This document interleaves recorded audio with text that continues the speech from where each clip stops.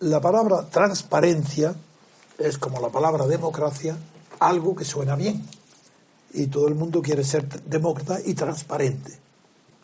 La idea de que los gobiernos y los estados publiquen o hagan público con facilidad los datos poco conocidos de los que no están encima diariamente de la política, sean públicos y de fácil acceso a los gobernados, esa es una idea anglosajona que a España llega con un retraso de más de 50 años, pues nada, o más todavía, porque las leyes que yo recuerdo inglesas y de Estados Unidos que pueden ser clasificadas hoy como dentro de la transparencia, palabra que entonces no se utilizaba porque la propaganda no había ocupado el lugar que ocupa desde Hitler y Goebbels, que ya lo siguen todos, pues bajo esa transparencia hoy nace a bombo y platillo por el gobierno y también por los periódicos y las televisiones que están entusiasmados. Yo he visto ayer en Telemadrid, bueno, estaban como algo, una revolución de que España por fin, que hay un portal, y aunque todos reconocen que el propio promotor, que es un tal Cremades que salió ayer en las sí, yo conozco muy bien quiénes son los Cremades, pero no sé si son los mismos del despacho o un familiar o no lo sé. Estaban muy contentos diciendo que era un triunfo extraordinario y que aunque tiene defectos y nace mal, con trabas y con pocos datos y con desbarajuste de informaciones, pese a ello, pues se felicitan muchísimo. Y yo cada vez que oigo la palabra que nace un asunto mal, pero que por lo menos es un paso hacia adelante, ya sé que jamás se dará el siguiente paso. Un paso hacia adelante fue la Constitución después de Franco. Y todos decían igual, recuerdo a Pérez Barba y otros catedráticos, todos dijeron, bueno, se hizo lo que se pudo hacer. No nos pidáis que fuera una Constitución buena porque se hizo lo que pudo hacer. Otros dicen, hombre, se hizo la Constitución del consenso, que es lo mejor que puede haber. Pues exactamente, cada vez que se pronuncia, por lo menos es un paso adelante, yo sé que no es que sea un paso atrás, sino que es inmovilismo, asegurando que en el futuro no se toque ese asunto, puesto que ya es irreformable. Así lo que los fundadores los que redactaron la Constitución en secreto, sin que el pueblo español se enterara, y que fue descubierto por una indiscreción de un periodista muy bueno, que era Pedro Altares, en Cuadernos para el Diálogo, que puso de relieve que se estaba en secreto redactando una Constitución que ni los procuradores en Cortes elegidos por la ley franquista sabían, eso que hoy dicen todos, con la Constitución que todos nos hemos dado, con el trabajo que nos hemos dado, pero si ni siquiera sabíais nadie que se estaba haciendo una Constitución, si fue secreto. Bien, pues ese primer paso adelante, y que por sí hizo lo que se pudo hacer, lleva 36 años sin moverse, y diciendo todos que eso es inamovible, que cómo se va a reformar la Constitución, aunque ahora ya, menos el PP, todos los demás dicen que, empezando porque Merkel, para modificar o reformar la Constitución española, no necesita más que una llamada por teléfono, y a los 5 minutos está reformada la Constitución española. Pero es verdad que la Constitución de Estados Unidos lleva más de 200 años y es irreformable, porque tiene un procedimiento de enmiendas para poder actualizar aquellas cuestiones que no estaban, que ni siquiera existían cuando se redactó la segunda Constitución, que es la federal. Pues entonces aquí no, aquí una improvisación queda para siempre, y lo que fue una improvisación franquista dirigida por los elementos franquistas, es decir, Suárez, el gobierno, ministro de la Falange, Gutiérrez Mellado, el jefe del ejército franquista, y la Iglesia, que entonces no era ya, porque ya había personas como Tarancón, que no era franquista del todo, y por tanto la Iglesia tuvo ya poca importancia, a pesar de que se pueda creer, no. Entonces la Constitución fue obra del franquismo residual, al que se unió la presión de Estados Unidos y de Alemania a través de Felipe González, que era un subordinado de ellos, pagado por ellos, sobre todo por los alemanes, por los alemanes, para sumarse a la fuerza franquista y hacer una constitución neofranquista que diera al rey, el elemento fundamental era el rey, claro, que el hijo de Franco, el hijo adoptivo. Y para Juan Carlos, que todavía continúa diciendo que en su presencia no tolera que nadie hable mal de Franco, pues resulta que Franco era su padre adoptivo. Por eso se comprende la traición de Juan Carlos, rey, a su padre de sangre, don Juan de Borbón, conde de Barcelona, que le prohibió expresamente, por escrito, y luego le prohibió por escrito en cartas que yo redacté los borradores. Así que me hablen a mí del tema, de los borradores del conde de Barcelona a su hijo, diciéndole que no podía aceptar una monarquía contra el orden sucesorio, y que por Franco, por mucho poder que tuviera, no tenía el poder de alterar una monarquía, y que si lo aceptaba sería una monarquía en deshonor, recordándole en la carta que la virtud de la monarquía era el honor, y la virtud de la república y la virtud, el resorte, la fuerza de la república. Eso está por escrito, redactado por mí, firmado por el conde de Barcelona y enviado a su hijo a través de Jiménez Arnau, embajador en Lisboa de España en aquellos días. Lacrada la carta en mi presencia, y sabiendo que ya conocíamos la llamada de Jiménez Arnau, que venía para recoger la carta. Bueno, pues todo eso, ¿a qué lo cuento?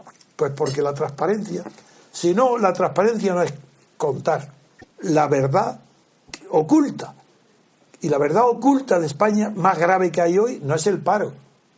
Aunque es verdad que no se sabe muy bien algunos de los empleos en la economía sumergida. Pero la cuestión fundamental no es el paro, es la corrupción. Entonces, transparencia, ojo, primer paso, menos mal. ¿Pero cómo que menos mal? Pero si es que lo que hoy han publicado y dicen es indiferencia, y ahora voy a darle la palabra por orden de edad a Dalmacio y a Gabriel, es que el portal de la transparencia que ha sido es ridículo. Y ya de entrada digo, susceptible de excitar las envidias de los aspirantes a estar en cargos del Estado, porque ahí ven unos que ganan más que otros, pero que no es el instrumento contra la corrupción. Pongo como por ejemplo a vosotros dos, para que ahora ya comentéis, que por ejemplo en Suiza, hay una organización internacional que se llama Transparencia, que no es esta, no es la de publicar lo que ganan los funcionarios, que eso es un deber del Estado de información, eso no tiene nada que ver con la corrupción. No va a haber ni un gramo menos, ni un kilo menos de estafa, ni de euro en dinero B, por el hecho de que publique un portal con los sueldos que tienen los funcionarios del Estado. Eso es ridículo, infantil. ¿Qué relación? Eso no tiene relación ninguna con la corrupción. En cambio, Transparencia, una organización internacional que no es esta, esto es otra cosa, esto es la que con el mismo nombre se dice el deber que tienen los gobiernos de publicar los datos de los funcionarios del Estado, nada más, esto no, o los contratos. Pero claro, hay tantas limitaciones que ya veremos que hay más de 12 asuntos que por su índole y por su naturaleza no son susceptibles de entrar en el paquete de asuntos que pueden ser publicados. Segundo, no todo el mundo puede acceder. Primero, porque hay 12 materias prohibidas a la transparencia, ya lo veremos luego. Y segundo, el particular que quiera saber un dato de estos que publican el portal de transparencia tiene, aparte como es natural de dar su nombre, pero agarraros, tiene que comunicar su cuenta bancaria. El que pida una información, ¿cuánto gana Julio Segura? Primero, venga, cuenta bancaria. No, menos mal que los periódicos han tenido el trabajo hoy de hacer listas interminables de las diferencias de sueldo entre todo el alto personal de la política y de la administración. Os doy la palabra, empezamos por Dalmacio, a ver qué te parece lo de la idea de que llaman transparencia a que se conozca lo que ganan los ministros. A eso lo llaman transparencia. Bueno, en primer lugar, a mí me parece que la única institución sana del sistema es la corrupción. Todas las demás instituciones están prácticamente, como todos sabemos, todas, incluidas las que no son exactamente políticas, como la Iglesia, etcétera. La corrupción es la única que permanece. En segundo lugar, la única que es pura. Sí. La corrupción es verdad que es la única que es pura, como institución, que funciona como debe. Quiere decir que se ha institucionalizado Y que la corrupción como debe. y que sigue funcionando como debe. Eso. Y funcionará como debe. Muy bien. Es lo único que mantiene el sistema, además, que eso es muy importante. El sistema sin la corrupción ya no aguanta. Segundo lugar, que me parece muy bien lo de la transparencia, me parece perfecto. Lo de la transparencia, recuerdo ahora que empezó con la historia de la perestroika. El señor Gorbachev decía que el Partido Comunista, que estaba ya fúnebre, estaba como todos sabemos ya, pues necesitaba aire fresco y entonces se inventó la glasnost, que significa transparencia. Exactamente. Y entonces a mí me parece muy bien porque todos sabemos cómo terminó la transparencia. Con el muro de Berlín. Me parece perfectamente, a ver si con eso termina hasta la institución de la corrupción. Muy bien. Pero ahora, don Gabriel. No, ¿Cómo enfocarías tú el tema? Soy muy escéptico respecto de la utilización de la categoría de transparencia, a la cual yo no otorgo ningún valor positivo. Es más, sí, ha sido interesantísimo que hicieras la referencia a Gorbachev, porque si Gorbachev saca a la luz la primacía del concepto de transparencia, es precisamente porque lo que caracteriza a los despotismos herméticos del Este, que configuran los modelos dictatoriales más perfectos del siglo XX y quizás más perfectos de la historia, es precisamente su transparencia. Es decir, el hecho de que el ciudadano viva en una gran casa de cristal, que viva en una pecera transparente por todas partes, en la cual en un panóptico es en un panóptico impecable, perfecto. La metáfora del panóptico la cuña por aquellos años. Jeremías Bentham. Ya no, es de Bentham, pero vamos, quien la cuña para describir las sociedades totalitarias es Foucault a partir del año 1972. Sí, claro, sí. ¿Sabes de quién la toma? No, de Jeremías Bentham, sí. No. Él la toma de la mitología de Argos, el que mata al guardián, Hermes, el dios Hermes, mata al guardián de la ninfa Io, que era Argos, sí, que tenía 100 ojos, y se le llamaba Panóptico, él. Y de ahí viene el nombre que toma Jeremías Bentham y luego Michel Foucault lo difunde. Pero a lo que iba es, la característica, cualquiera que haya vivido alguna temporada en los países del Este, es lo que inmediatamente te saltaba a la vista. Yo únicamente estuve un mes viviendo en Berlín Oriental haciendo un curso de alemán ya tarde, en el 79, y a fin de cuentas yo conocía bien pues lo que era una estructura de poder político dictatorial, la del franquismo, y al mismo tiempo el funcionamiento de las organizaciones clandestinas bajo el franquismo. Yo a fin de cuentas había andado en organizaciones clandestinas desde los 17 años y de algún modo toda mi vida había sido clandestina porque yo había nacido en una familia republicana. En fin, la clandestinidad era mi normalidad. Y no digamos tu mujer. Bueno, pero eso ya... Sí, era casi normal. Era mi normalidad. Cuando lo que más me llamó la atención, yo creo que era lo que más llamaba la atención a cualquiera que viniera de una dictadura occidental a un país del Este, era el modo completamente distinto en el que funcionaba aquello. Lo primero que ¿De qué? El modo completamente distinto en que funcionaba aquello. La primera pregunta que te hacías es ¿por qué aquí no hay organizaciones clandestinas? Sí. Es que la gente es peor, es que la gente... No, mire usted, aquí no hay organizaciones clandestinas porque no hay el territorio en el cual se asienta lo clandestino. Lo clandestino se asienta siempre sobre la utilización del territorio privado. Pero aquí te refieres a España.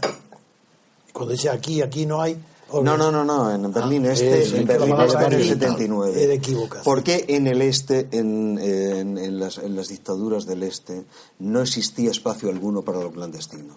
Sencillamente porque lo clandestino se asienta en la distinción de lo público y lo privado. De lo civil y lo político.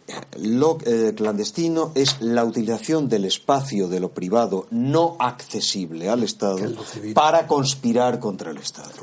Allá donde el Estado lo invade todo se convierte... Exactamente. Allá donde hay un Estado totalitario, todo se convierte en una gran estructura transparente en la que la mirada del poder está en todas partes. Claro. Por eso digo, yo soy muy escéptico respecto a hablar de la necesidad o del modelo de las sociedades transparentes. Las sociedades transparentes son las dictaduras más espantosas que ha conocido el siglo XX. Es una mentira. Naturalmente, lo que hay que imponer, pienso yo, es el control del ciudadano sobre el gasto público.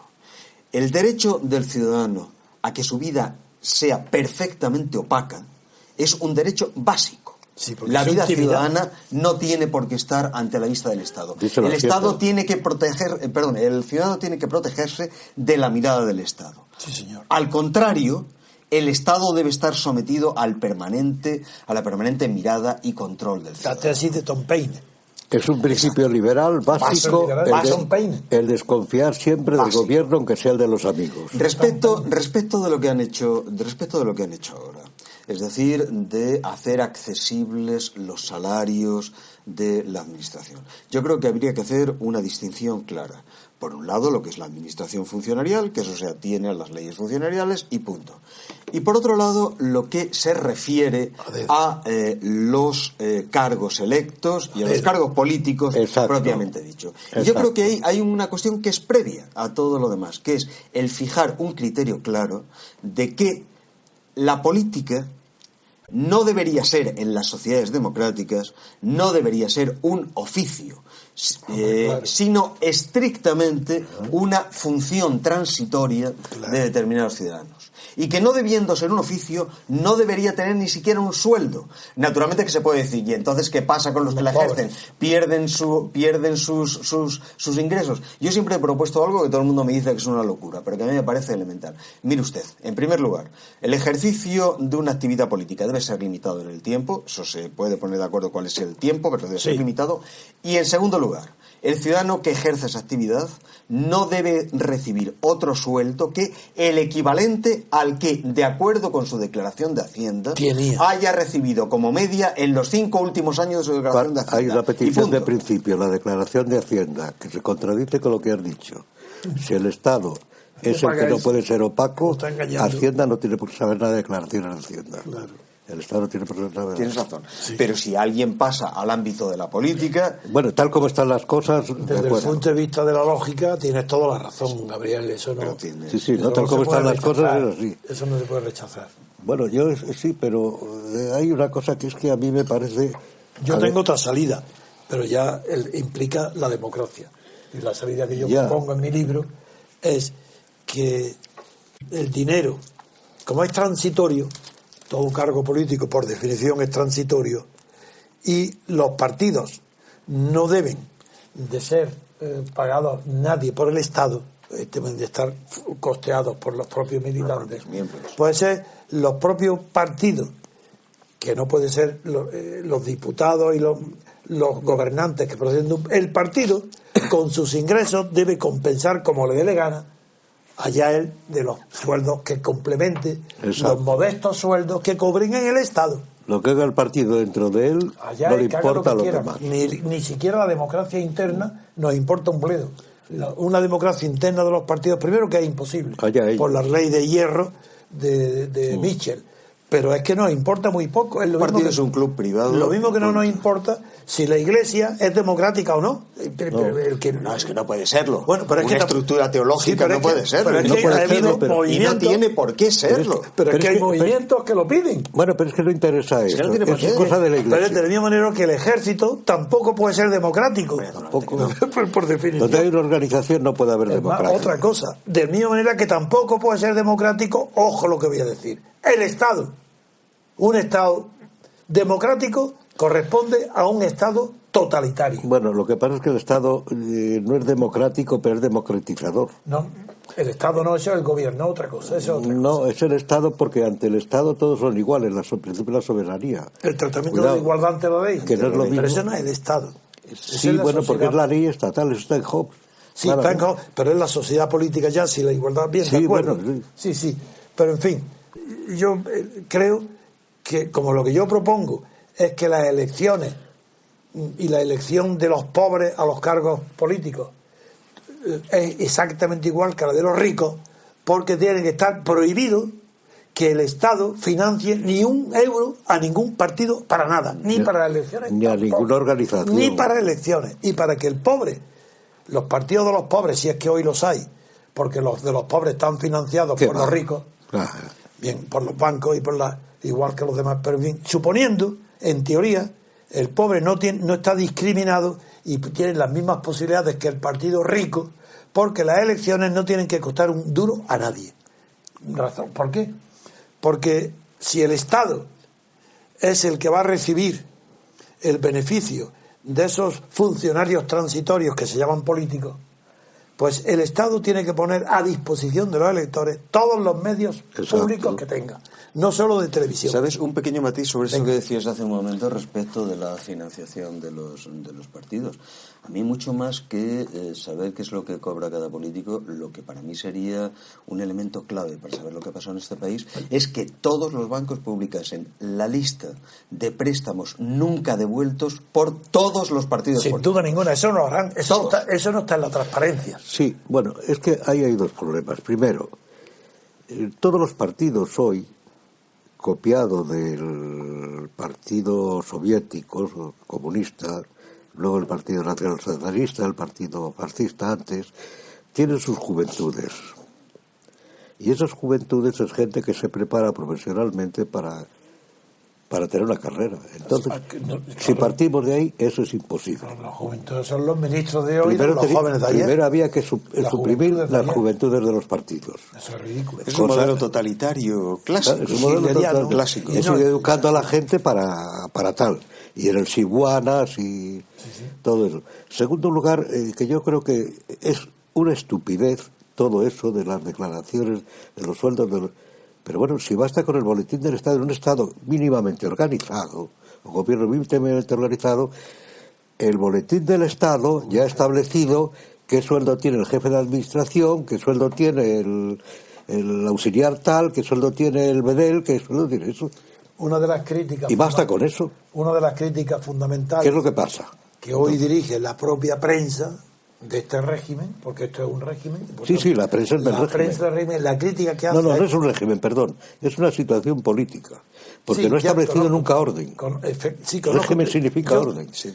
Es verdad que el régimen de Franco sí era régimen. Era un orden, había un orden. Pero esta es una situación... Había libertades personales y sociales. Una situación histórica, política, sí, una situación.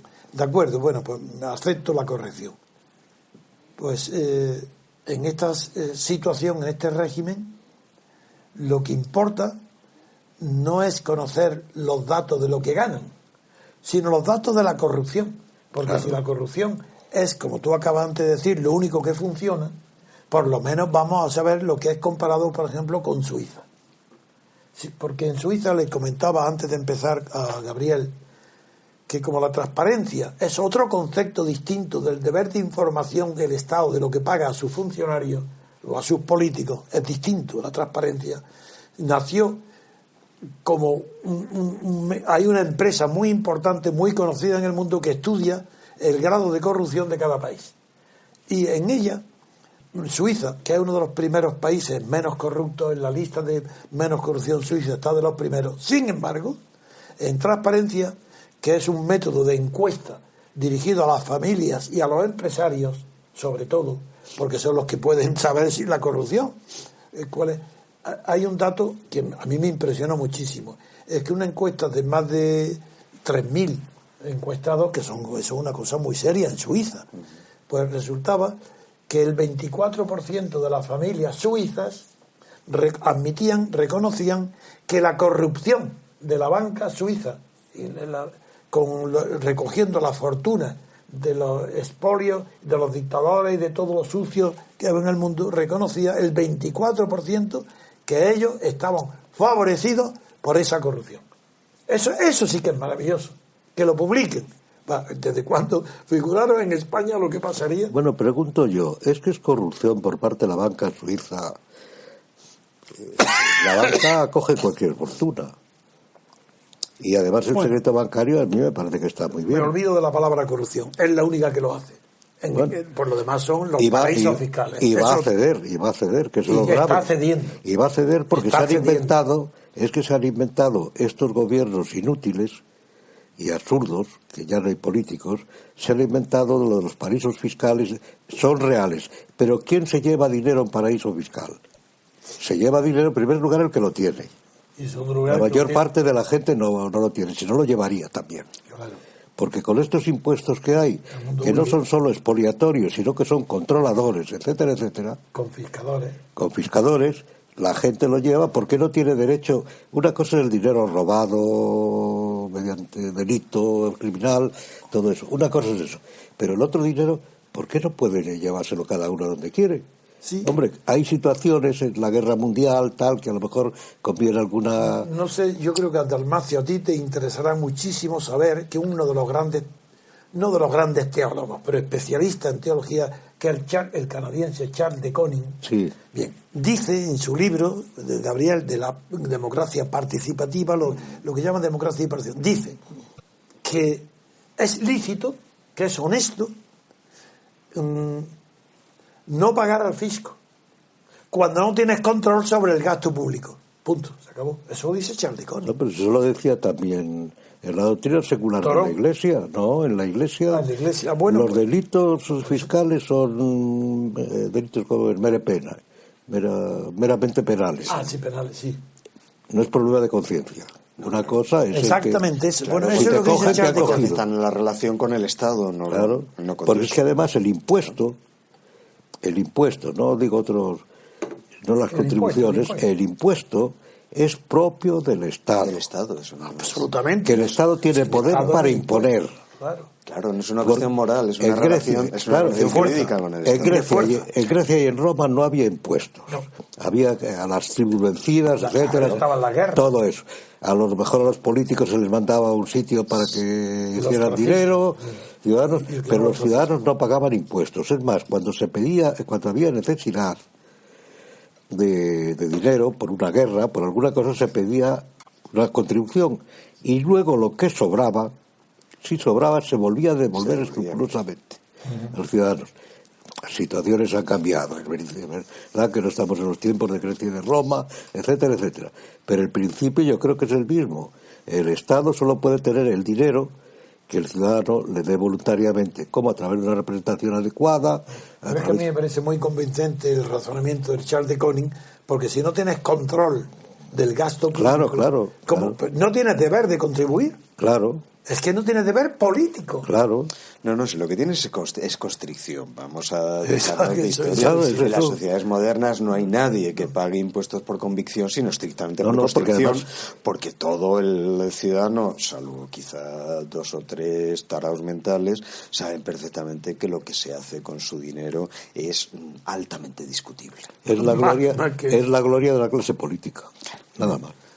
Creo en Suiza, que decías tú, el gobierno, es que fíjate que no hay Estado en Suiza, hay el gobierno, y el gobierno es muy endeble, no está casi extendido. Sí, es verdad que en Suiza está muy claro tu autoridad del Estado. Que entonces Suiza, claro. Yo comparando con lo que existe en el resto de Europa. Sí, vale para comparar, pero que no es una anomalía. No es igual. Completa. Porque afortunadamente además, para ellos es además otra cosa, que las potencias europeas que rodean a Suiza son las que han mantenido a Suiza como es neutral y porque con les la interesa, claro. Son ellos. Porque es una válvula de escape. Son ellos que los alemanes, por ejemplo, en la guerra mundial, en las dos guerras, ¿por qué no invadieron Suiza? En las dos guerras. Porque les interesaba, porque era allí donde más mejor de dinero, es una válvula de escape. Claro, claro. Bueno, pero que no está, yo lo pongo como ejemplo, no de que imitemos, sino que el concepto de transparencia está muy bien aplicado si nos descubren cuál es la corrupción, por lo menos los niveles, no con los nombres, pero porque eso es imposible. No, pero si ya pero los niveles sí. Pero es que vuelvo a la Glasnost de Gorbachov. Es que ya está bien que por lo menos digan que el funcionario tal en tal ministerio, pues nadie sabe por qué gana menos o gana más que el... Bueno, pues si quieres entramos un poco que ya en ese tema. Un poco indica el grado de desgobierno que existe. Claro. No, por eso el titular del Mundo, ya es algo. Luis, dice, léelo, habla de desbarajuste, ¿no? ¿Qué dice? Sí, dice exactamente. ¿Qué dice el Mundo? Sí, desbarajuste, sí. Desbarajuste de indemnizaciones y salarios en la administración. Lo que yo no entiendo, por favor, perdón, es por qué pone indemnizaciones y Sí, salarios. No lo he leído. Te voy a explicar. A un funcionario se le indemniza, se le paga el sueldo. La indemnización se refiere a que cuando cesan los cargos políticos, se le da una indemnización por el tiempo que van a estar durante 2 años para que puedan encontrar trabajo en sitios que sean compatibles o encontrar trabajo, porque durante años no pueden trabajar en ningún sector que esté relacionado con su ministerio. Pero eso es muy grave porque indica que los funcionarios, el cuerpo de funcionarios ha sido invadido por políticos. Ya verás. Porque en tiempos, creo yo recordar, que solamente tenían derecho a indemnización los ministros. Sí, bueno, exactamente. Y ahora se ha extendido ya a todos los niños que vienen del Frente de Juventud, desde el partido que sea. No solamente eso, sino a los catedráticos insignes, catedráticos buenos, por ejemplo, como Julio Segura. Es un buen catedrático, es un hombre inteligente. Yo lo conocí bajo el franquismo. No fue amigo, pero sí lo conocí bien y me dio muy buena impresión. Este hombre es valioso, muy valioso. Es el que gana más dinero del Estado de España, más que todo. Le han pagado de indemnización 250.000 euros a razón de 9, 8 o 10.000 durante 2 años mensuales. ¿Por qué? Bueno, pues simplemente es catedrático. Digo, ¿cómo puede cobrar indemnización un catedrático que además se jubila? Pero si tiene el sueldo de la jubilación, que es incompatible 2 sueldos del Estado, ¿por qué le indemnizan? Si es catedrático ya sabe que cuando tenga 70 años o será emérito o se vuelva a la cátedra, pero no puede estar cobrando 2. Por eso la transparencia no está mal, ya ves. Sí. No está mal porque salen cosas. Ahora nos es como de verdad que a mí me parece, no sé, veremos lo que da el resultado, pero a mí me parece como la glasnost de Gorbachev. Sí. Sacó lo de la transparencia, la gente empezó a pensar la transparencia y se le fue de las manos. Sí, porque lo que quería es reformar el comunismo. Ahora te voy a decir, mira, es que esto se ha limitado a los sueldos. Y hasta tal punto. Bueno, que empiecen por algo. Hasta tal punto. Sí, esa es la teoría que yo no creo en ella. Si empiezan por algo, por lo pronto lo que quiero es que todos los bancos de España saquen el listado de los créditos que nunca han devuelto los partidos políticos. Bueno, eso sería fundamental, claro. Mucho más que eso. Eso es lo importante. Y a lo mejor podían rebajar los impuestos. Pero para que veas que no es tan bueno como puede aparecer, he aquí la lista de los asuntos que el ciudadano no puede enterarse porque la ley dice que de eso ni hablar. Dice, la ley de esta transparencia incluye hasta 12 límites en la información que se puede dar al ciudadano. 12. 2 puntos. Vamos a enumerarlo. La seguridad nacional, la defensa, las relaciones exteriores, la seguridad pública, la prevención, investigación y sanción de los ilícitos penales. Eso no se puede saber. Administrativos o disciplinarios. Eso es secreto. La igualdad de las partes en los procesos judiciales. Bueno. Y la tutela judicial efectiva. Bueno. Funciones administrativas de vigilancia, inspección y control. ¿Qué es eso? Esto es totalitarismo. Pero, bueno, sigue. Sigo. Y control. Los intereses económicos y comerciales. Los intereses económicos. Los intereses. ¿De quién? Bueno, sigue, a ver. Es que el título, el que está enumerado es la ley. Sigue a ver. Sigo. La política económica y monetaria. La política económica y monetaria. Digo otra vez. Que es asombroso. Que es secreto, que no se puede dar transparencia sobre esos temas. El secreto profesional. ¿Para quién? Para los curas y los médicos. Abogados. Sí, de las partes, bien, sí. El secreto profesional. Y la propiedad intelectual e industrial. Secreto profesional. Espérate, no he terminado. ¿Intelectual? Sí, propiedad intelectual e industrial. Los derechos de autor te garantizo que son transparentes, pero de narices. No los hay. Mira la propiedad intelectual. Pero mira lo que dice. Otra limitación. La garantía de la confidencialidad o el secreto requerido en procesos de toma de decisión. Cualquier cosa. y la protección del medio ambiente. Pues mira, La protección del medio ambiente. Bueno, ¿cómo no iba a estar ahí? Mira, visto hasta qué punto de ridículo. es que es ridículo, porque antes Ay, qué gracia. se puede decir lo que se quiera que leerlo, ¿no? se puede decir lo que se quiera del régimen del general Franco, pero eso, en vez de todas esas tonterías ponían y las cosas que estime el gobierno convenientes, y ya está. Y no se engaña a nadie. Y bueno, pero es asombroso, es verdad. Yo creo que no, llevaremos es que ya... es la estupidez que está gobernando, que es un tema muy interesante, que es la idiocracia que gobierna Yo creo que en nos Europa. queda, aunque es verdad que no tenemos tiempo aquí, podemos estar mucho. Es la necedad. Pero yo creo que con esta primera proyección que hemos hecho del ridículo de esta transparencia, que primero hay que dar los datos de tu banco para que te la informen, tardan 30 días en dártela, y que lo que han recogido... Que ¿Y para qué quieres los datos de tu banco? Eso me pregunto, será para denunciarlo al fisco. Yo que ¿Será sé, por eso? No sé. aunque el fisco lo Pues sabe. si Montoro ya lo tiene todo. Eso es, ya lo sabe, sí, es que es gana de, es una cortina para presumir, igual que el rey. ¿No presumió antes que nada que ya las cuentas del rey son transparentes? ¿Cómo que son transparentes? Además, cuando se cuenta el dinero que gana, porque yo creo que esto es una maniobra del gobierno para aumentarse el sueldo. En un momento de crisis, es verdad. Podría ser, sí. Es que en un momento de Para crisis. hacer ver que ganan poco, sí. No, es que la lista, los que menos ganan es Rajoy. Gana menos que sus secretarios. Sí, pero luego no personales. tienen gastos de Ya representación, verás. dietas. No, pero está sumado todo, ¿eh? Y ganan poquísimo. Vamos a ver, en vez de historias de transparencia, ¿por qué no me cuenta alguien cómo se gesta una fortuna como la del señor Bono de cero hasta la actualidad? O Pujol. Eso ha salido por ahí, pero nadie hace caso, nadie le importa. Sí, pues lo del pocero, ¿no? Y por lo así. Bien. Pues no lo sé, pero ¿por qué no me lo cuentan? Porque lo que está claro es que las cosas no salen de la nada. No, el eso señor ha salido Bono, por el ahí. señor Bono no tenía capital. Ninguno. Hoy por hoy es multimillonario. Bueno, ¿De dónde ha salido eso? Hasta tal punto no tenía capital que venía su trabajo en la oposición a Franco en el despacho de Raúl Morodo, consistía fundamentalmente en venir casi todos los días a mi despacho en la Castellana como un botones a pedirme dinero para pagarle las multas a los discípulos de alumnos de Tierno que habían sido multados o puestos un día en la cárcel, y pedirme a él, esa era la función principal. Bueno, pues De botón. transparencia, Botones transparencia jurídicos de Raúl número Morodo. uno. ¿Cómo se ha gestado el capital del señor Bono?